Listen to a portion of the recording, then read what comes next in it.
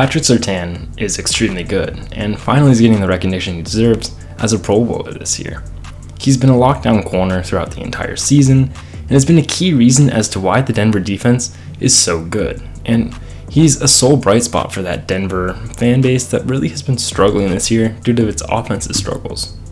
So Patrick Surtain is extremely good, and I'm here to say why exactly he's a Pro Bowler and why it's not a surprise that he's one of the best corners in the entire NFL right now.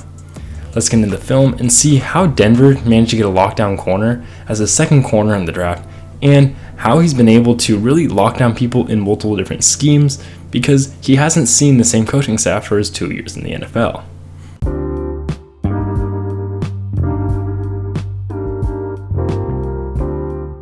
What's up, guys? I'm Tyler Coker, and I'm your host for today's episode of Today with Tyler. I hope you enjoy.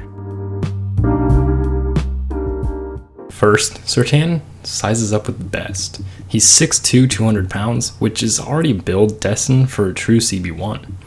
Added to his physical size is his speed and agility as well. Surtain ran a 4.42 40, which isn't necessarily blazing fast, but it's great for his size and plenty to keep up with most receivers on the field. The speed allows him to stack on these receivers and carry them deep or shallow depending on the routes they run. Surtain's agility further pushes him to be an elite corner specimen, and he can suddenly crash on underneath throws, which is extremely important to corners, especially when running zone concepts, which is run often in Denver. While in zone coverage, Surtain manages his area of the field and locks it down. He can play the deep third very well, and can sit in his zone and read the play if his zone is vacated. His agility lets him use multiple zone techniques, playing well in off and bail techniques, making him harder to scheme against. When crashing, his agility stands out, but in the case of a double move, Surtain recovers quickly and never loses track of his receiver, flaunting tremendous recovery speed. But Patrick Surtain isn't just a zone corner, and runs man coverage fairly often. As we know, he's agile enough to play off-man, which isn't extremely common for large corners like himself who typically rely on physicality. When in press, Surtain stacks extremely well and is a very sticky corner to try to shake off a route. When pitted against physical receivers like DeAndre Hopkins, or as he's going to be seeing plenty of Devontae Adams throughout his career in Denver, he doesn't shy away from the fight and showed an impressive strength against them. That said, the Broncos defense rarely puts Surtain in press, and when he is, he rarely gets physical, which is probably part of his nature and makes him vulnerable to crossers and inside releases, and is definitely the biggest weak spot in his game.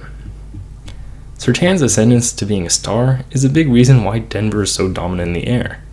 The Broncos allow just 194.5 yards per game, which is fourth in the NFL, and give up only 17.3 points each game, which is only behind the dominant 49ers defense and is second in the NFL. These numbers show just how deadly the Denver defense is, and Surtain is a key factor in the success of the Broncos defensively and in their success as a team as a whole. So Patrick Surtain is really good. He runs man coverage well and can run zone coverage well as well, and he has the athletic traits to go with those scheme fits to where he really is one of the more versatile corners in the NFL.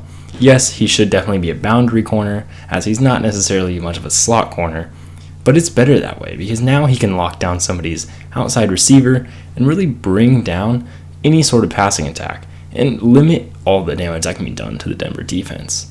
So Patrick Surtain is really good, and I'm excited to see how his career progresses as he continues through Denver and wherever else he may go.